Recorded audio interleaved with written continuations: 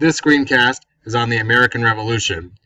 Throughout this presentation, we'll discuss the causes and effects of the war. European nations were squabbling to see who could be the big kahuna or the top dog. They were especially competing with each other for world resources, military strength, and political superiority. Some nations were upsetting the balance of power.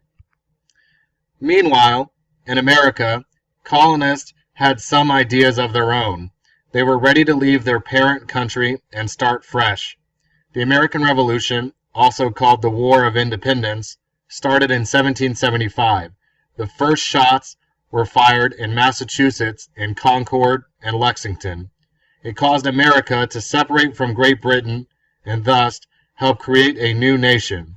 The war was fought for 8 years and ended in 1783.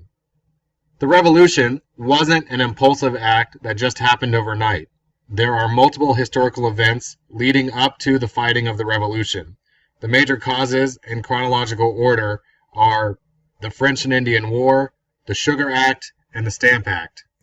Two European nations, France and Great Britain, were fighting over who got custody and control of North America. The colonists and some Native Americans from the Iroquois Confederacy were allied with the British against the French and other Native American tribes from the Algonquin and Huron tribes. Great Britain hadn't budgeted for such an expensive war. Great Britain needed money to pay for the war debts, which had nearly doubled. Thus, Great Britain expected the colonies to help pay for their protection during the French and Indian War. The war lasted for 9 years and ended in 1763. Making colonists purchase British-made goods instead of products from the French West Indies was Great Britain's first plan to regain lost moneys. Great Britain passed the Sugar Act, which included a tax on all non-British imports to strongly encourage colonists to buy British. This act was also an attempt to regulate American smuggling. The act called for a tax of 3 pence on every gallon of molasses, taxed wine and other goods, and provided for strict enforcement. The colonists hated the Stamp Act. It deeply impacted and infuriated American lawyers who dealt with legal documents. Many of these lawyers, including Sam and John Adams, were vital contributors to the revolutionary movement.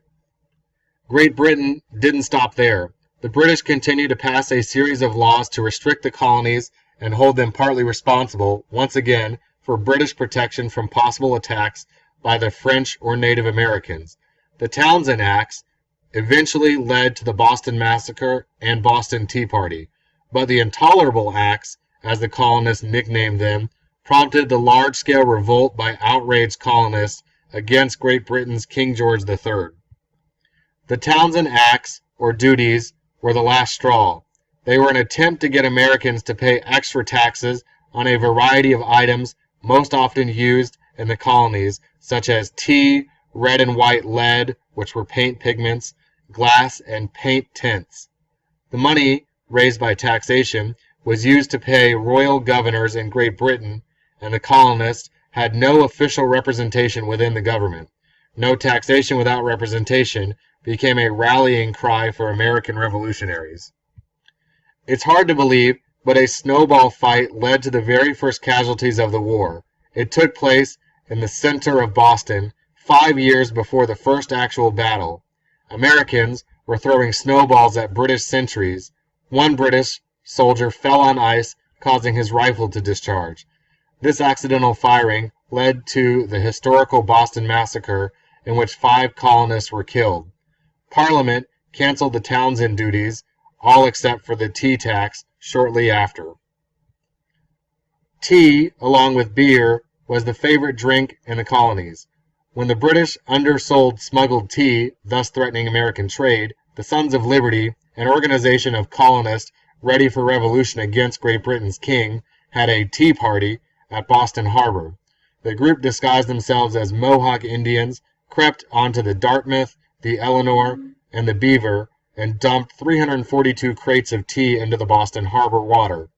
Mixed reaction met the event, and some colonists, including Ben Franklin, thought the tea should be paid for. Many colonists promised to change their drinking habits to something other than British tea, but that movement was short-lived.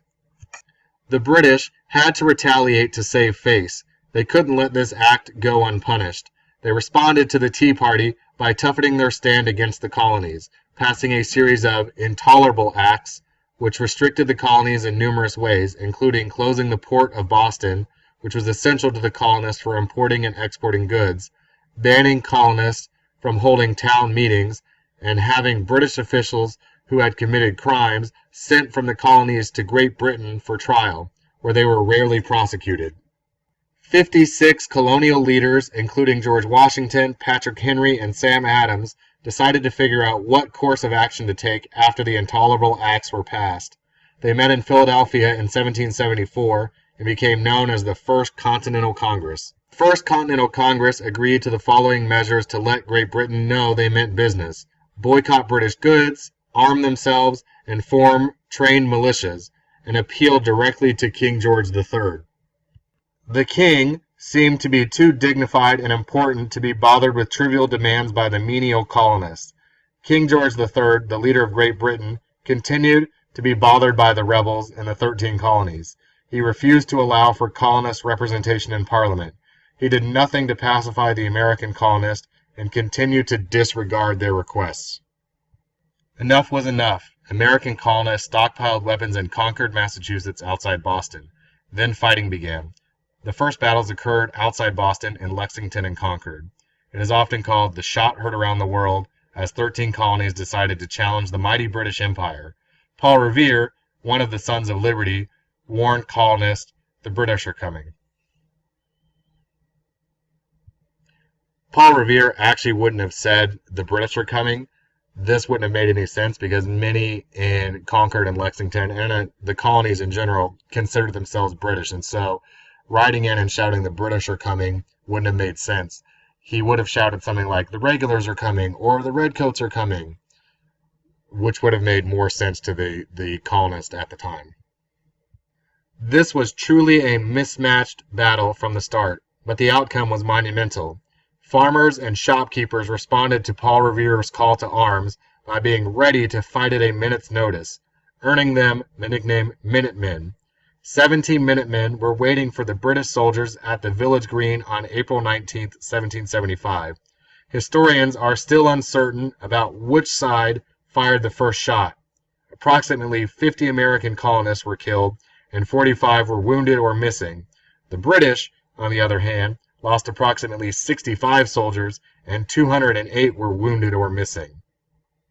The battle was a humiliating defeat for the British, who had more organized, highly trained militias. However, they didn't use guerrilla warfare, as the Minutemen chose to do, and thus the British were unprepared for ambushes and easily slaughtered. This map shows the routes that Paul Revere, William Dawes, and Dr. Samuel Prescott would have taken to warn that the British were coming. And remember, the term British wouldn't have been used. They would have said "the regulars are coming" to let people know that they meant the British Army. And you can also see where the British patrols were. And these three individuals were charged with warning either they're coming by land or they're coming by sea. And this is where the term "one if by land, two if by sea."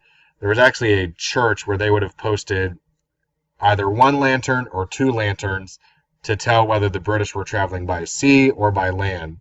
One lantern meant land, two lanterns meant by sea. That's where you get the statement, "one if by land, two if by sea." Paul Revere was actually captured on his ride. His name was used because it was easier to rhyme than Dr. Samuel Prescott's last name.